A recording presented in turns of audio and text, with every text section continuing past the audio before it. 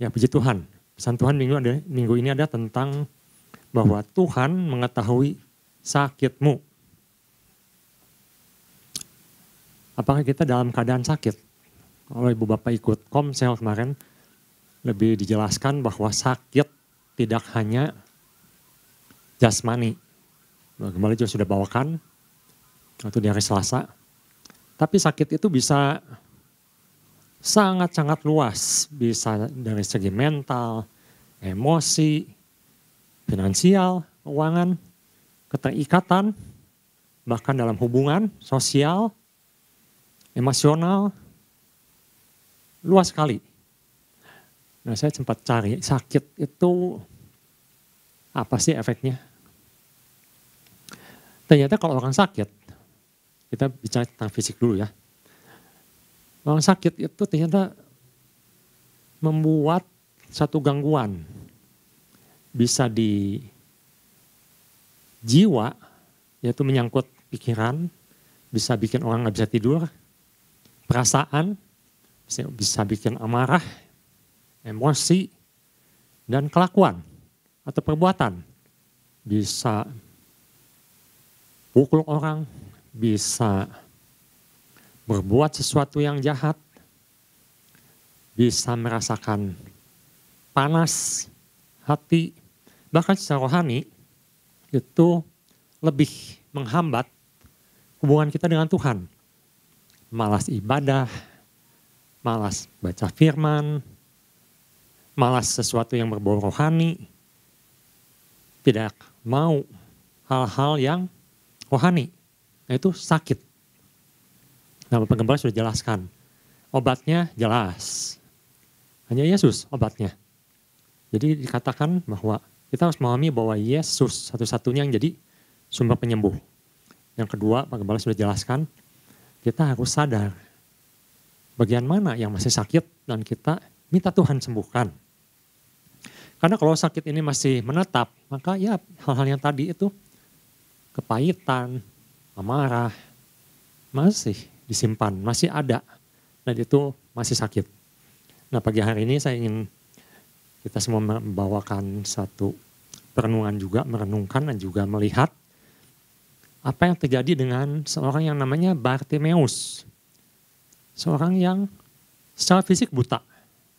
Tapi kita akan lihat lebih jauh. Apa yang terjadi dengan Bartimeus dan bagaimana Tuhan memulihkan Bartimeus ini. Mari kita lihat di Markus pasal 10 ayat 46b. Nah, ini jadi dasar yang akan saya bawakan pagi hari ini. Di situ katakan bahwa Yesus sedang menuju Yerusalem dan melewatlah dia ke Yeriko. Dan di situ banyak orang yang berbondong-bondong, dan bagian B-nya disebutkan ada seorang pengemis, peminta-minta. Anak Timeus duduk di pinggir jalan. Jadi bagian pertama ini saya berjudul, jadilah Bartimeus yang sejati. Loh, maksudnya apa? Suruh kita jadi pengemis? Bukan itu maksudnya.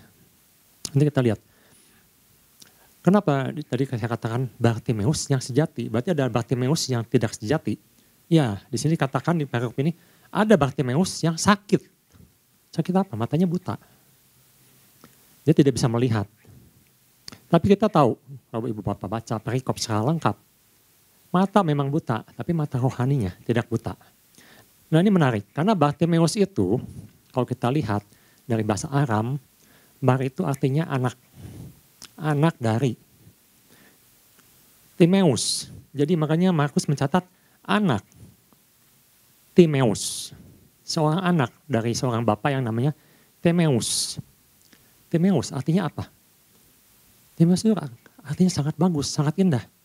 Yaitu honorable, mulia, yang dielulukan, yang ditinggikan, yang dimuliakan.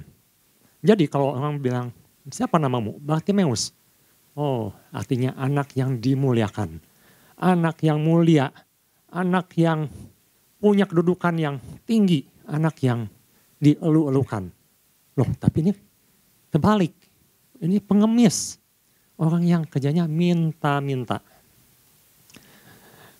Suatu status yang orang tidak akan pernah hormati.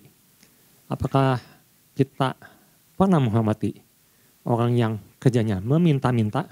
Di sini maksud saya mentalnya, peminta-minta.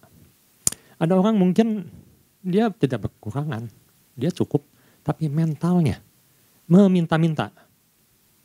Daud dalam Mazmur 32 pernah mengatakan, dulu dia muda, sekarang dia sudah mulai tua, tapi dia tidak melihat orang benar, anak cucunya meminta-minta. Mentalnya minta, inginnya dikasihani, inginnya diminta dipahami, inginnya selalu jadi anak bawang, istilahnya begitu ya. Meminta-minta. Nah di dekat rumah orang tua saya, karena dekat pertigaan, di situ banyak pengamen. Peminta-minta, orangnya kayaknya meminta uang kepada pengendara yang terutama waktu lampu merah atau sedang stop. Nah, berceritalah bahwa pengamen ini karena sering juga dikejar-kejar oleh Satpol PP, jadi mereka suka menitipkan alat ngamennya itu ke rumahnya orang tua saya. Nah, terus dia cerita, papa saya itu cerita, tahu nggak, itu pengamen itu kalau pulang dia bawa motor. Motornya apa? CBR 150 Honda. Nah, Bapak bisa bayangkan, harganya saya cek di atas 38 juta. Jadi bukannya nggak punya uang. Pak Gembala juga bisa dijelaskan. Masalahnya bukan dia tidak punya uang. Dia hidup nyaman di situ. Dia hidup nyaman menjadi peminta-minta. Nah ini yang berbahaya. Suatu mental di mana dia itu ingin dipahami. Dia nyaman hidup di situ. Dia tidak mau keluar di situ. Makanya Pak Gembala jelaskan. Kita sadar nggak? Jangan-jangan kita juga seperti itu. Ingin di situ. Tidak mau keluar. Nah tapi kita lihat ya di sini. Bartimeus ini adalah seorang yang luar biasa. Seorang anak yang harusnya mulia. Tapi dia dipermalukan. Bukan dielu-elukan. Dihina. Tahu di mana dihina? Kalau ibu bapak baca perikop sinopsis dari Matius atau Lukas. Ketika Bartimeus berteriak, Tuhan, anak tolong aku. Maka orang banyak berkata, diam. Tidak dianggap. Kamu mengganggu. Di kebudayaan Yahudi saat itu, sesuai dengan hukum Musa, seorang pengemis itu sangat-sangat rendah statusnya. Bahkan dia kalau lewat dia harus bilang, najis, najis. Kenapa? Karena kalau orang menyentuh sesuatu yang najis, hukum Musa mengatakan dia harus dikucilkan 7 hari. Dia harus mandi, dia harus bersih-bersih, dan dia akan najis selama 7 hari. Bayangkan, kalau tidak sengaja bertemu dengan pengemis yang asal lewat, sentuh, maka hukum Musa mengatakan kamu najis. Dan maka harus membersihkan diri, harus mempersembahkan sesuatu ke Bait Allah. Oleh karena itu kita bisa sedikit mengerti mengapa orang Samaria yang disebut Yesus baik hati itu tidak mau dilakukan oleh orang Yahudi. Karena mereka pikir, aku najis, aku mau melayani, aku imam. Aku mau melayani rumah Tuhan. Kalau aku najis, pegang orang, jangan-jangan dia mati. Pegang mayat, aku jadi najis. Aku gak bisa melayani Tuhan. Makanya Tuhan katakan kasih melebihi segalanya. Dan Tuhan tunjukkan kasih Tuhan lewat Bartimeus ini. Najis, satu yang sangat rendah. Jadi harus jauh-jauh dari orang. Harus berkata, aku najis, aku najis. Jangan sampai orang menyentuh dia. Karena sesuatu yang najis akan menajiskan orang Yahudi. Direndahkan. Tapi kita lihat di sini ya. Bahwa seorang yang mulia itu harusnya ada di mana? Alkitab mencatat, seorang yang mulia itu dia akan diam di pintu gerbang. Dia akan dimuliakan, dia akan menjadi pemimpin. Diminta pendapatnya, diminta suaranya. Seorang tentara tentu akan dimuliakan dibandingkan seorang pengemis. Orang tidak akan pernah menghargai seorang pengemis, dihina, dipermalukan. Tetapi Bartimeus memutuskan dia akan lepaskan jubah itu. Jubah yang membuat dia malu, jubah yang membuat dia direndahkan. Dan itu mengenai iman. Iman. Dia beriman. Waktu Yesus katakan, apa yang ingin aku perbuat untukmu? Maka dia katakan, Tuhan, aku ingin bisa melihat. Apa hubungannya melihat dengan fisik dan dimuliakan kembali? Nanti kita akan lihat hubungannya. Ketika seorang dimuliakan, maka Yesus mengatakan di Roma pasal 8 ayat 37, semua orang percaya sudah Tuhan kembalikan statusnya menjadi orang-orang yang menang, bahkan lebih dari pemenang. Dan 1 Petrus 2 ayat 9 dikatakan, kamu ini imamat yang rajani, sifatnya mulia, bukan pengemis, bukan yang mentalnya minta-minta lagi. Kamu ini anak raja, bangsa yang kudus, yang spesial, yang berbeda dengan dunia, dan kepunyaan Allah. Nah ini yang dikatakan jadilah Bartimeus yang sejati. Dan ini yang kita harus lakukan, yaitu sembuh dan dimuliakan kembali. Nah ini menarik karena kalau catatan Alkitab, sinopsis ini sebenarnya bukan hanya Markus yang mencatat, tetapi juga ternyata Matius juga mencatat. Mari kita lihat sedikit sini. Matius pasal 20 ayat 34. Nah di sini dicatat Matius ini bahwa ada beberapa ternyata ada beberapa orang buta. Ada 2 orang buta di sini. Dan yang disembuhkan ternyata bukan hanya Bartimeus. Ternyata ada seorang lagi yang namanya tidak disebut, tapi dia selalu bersama dengan Bartimeus. Maka tergeraklah hati Yesus oleh belas kasihan, lalu ia menjamah mata mereka. Mereka itu jamak, berarti lebih dari 1 orang. Dan dicatat di Matius ada 2 orang. Dan seketika itu juga mereka melihat lalu mengikuti dia. Jadi yang disembuhkan berapa orang di sini? 2 orang. Dua-duanya disembuhkan. Dua-duanya minta disembuhkan. Walaupun yang dicatat di Markus, Bartimeus. Ini menarik. Seorang yang dikucilkan, karena orang buta itu biasanya dia hidupnya terpencil dan biasanya hidup ke daerah di luar kota biasanya. Karena kalau orang kusta, orang lumpuh, orang sakit, biasa mereka tuh tinggalnya di pinggiran, tidak di tengah kota.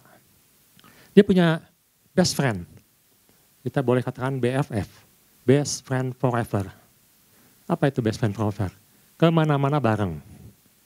Makan bareng, ngemis bareng, pergi bareng, minta-minta bareng, dikucilkan bareng-bareng, dinajiskan bareng-bareng, direndahkan bareng-bareng. Wah ini sudah seperti hidup semati. Tetapi di sini ada yang menarik. Bahwa seorang teman, di mana dia ikut mendukung, saling menguatkan temannya ini. Apa yang mereka lakukan? Kita lihat di Markus pasal 10 ayat 47.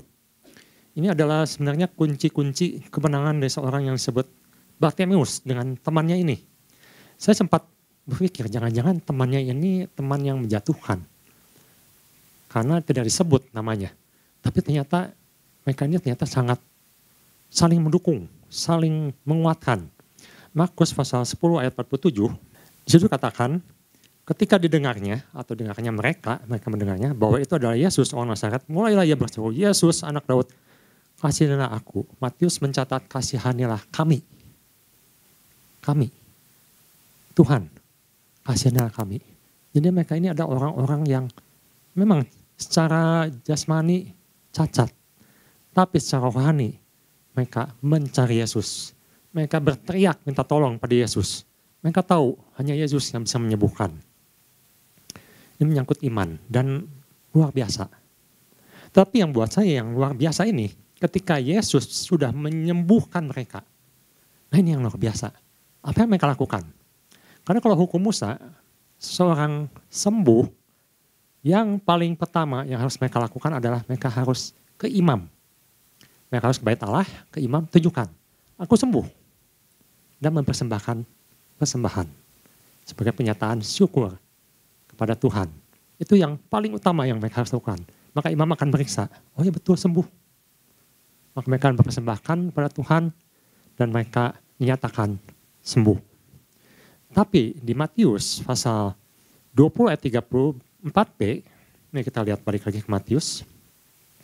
Matius pasal 20 ayat 34b. Dan seketika itu juga setelah mereka sembuh, setelah mereka bisa melihat Bartimeus dan temannya ini, seketika itu juga mereka melihat lalu mengikut dia. Ini yang luar biasa.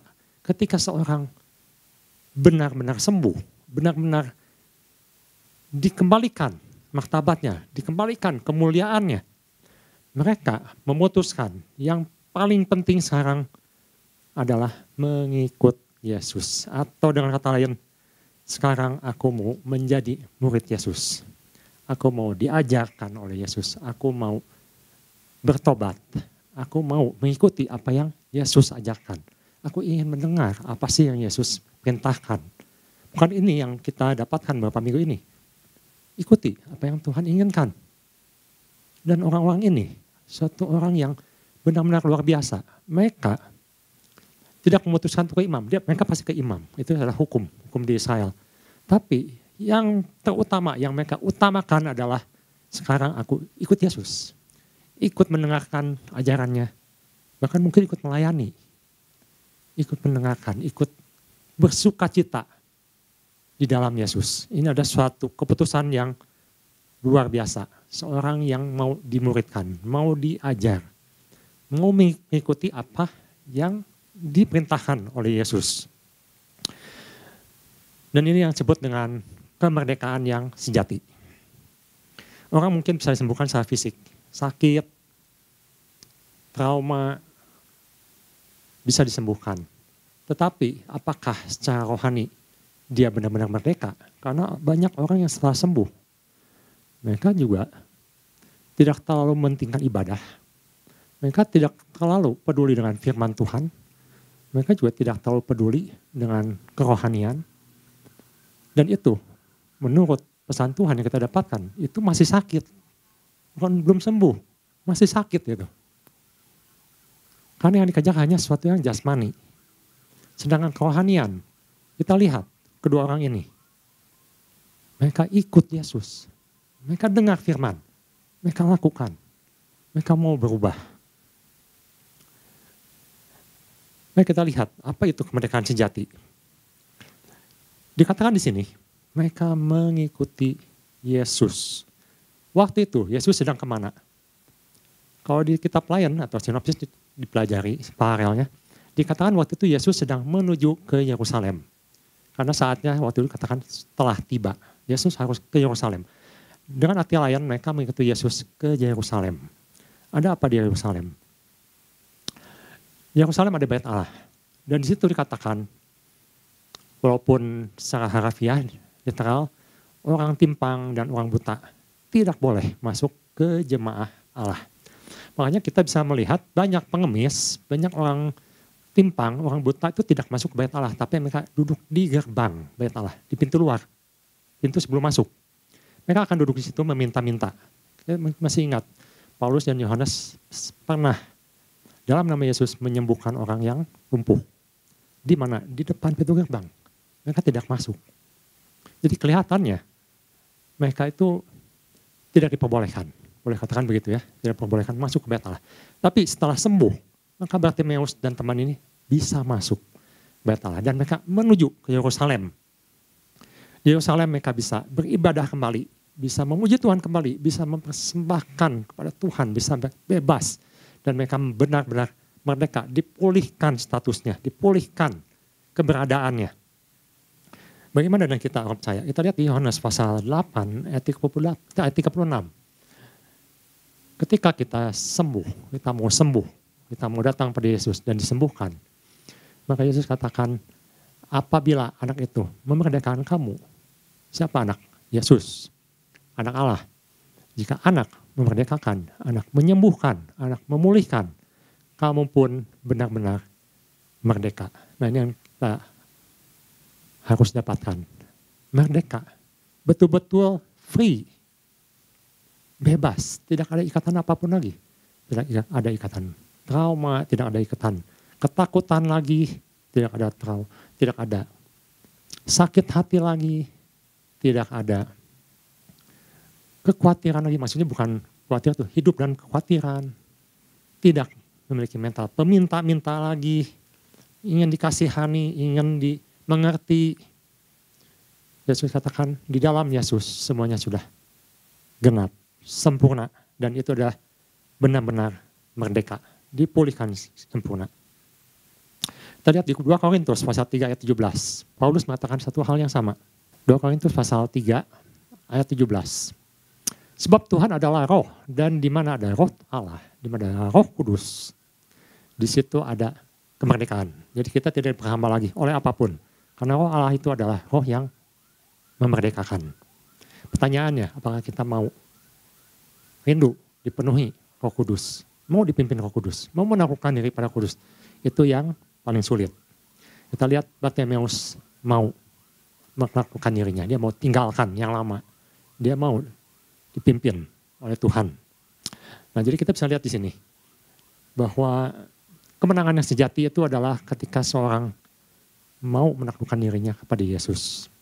Dan Yesus akan sembuhkan sempurna, dimerdekakan sempurna. Pertanyaannya, apa kita mau menaklukkan diri sepenuhnya? Seperti kedua orang buta ini, kembali dimuliakan. Menjadi Bartimeus yang sejati. Sebagai ayat penutup, saya ingin kita semua sama-sama baca di Mazmur pasal 91, ayat 15. Sini ada janji Tuhan yang dituliskan oleh pemazmur yang mengatakan bila seseorang berseru kepada Tuhan, maka dikatakan Tuhan akan menjawab. Tuhan akan menyertai. Dan Tuhan akan meluputkan.